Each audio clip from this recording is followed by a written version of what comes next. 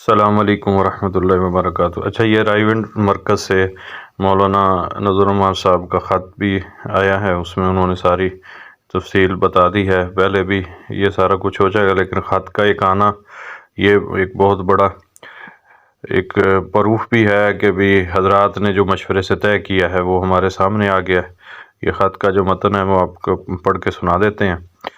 تو اس میں جو لکھا ہے، حضرات نے بسم اللہ الرحمن الرحیم، مکرمین و محترمین احباب، السلام علیکم ورحمۃ اللہ وبرکاتہ۔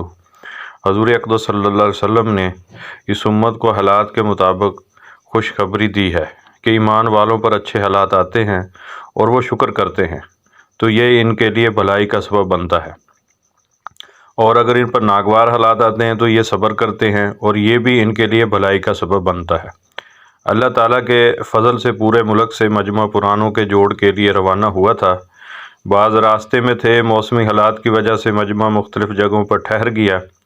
اب پنڈال میں سارے مجمع کے آنے کی گنجائش نہیں ہے، اس لیے آج مشورہ ہوا ہے کہ درج ذیل 8 مقامات پر جوڑ کے اعمال کارگزاری، تشکیل، ہدایت، واپسی کی بات ہوگی اور اتوار کی صبح دعا ہوگی انشاءاللہ۔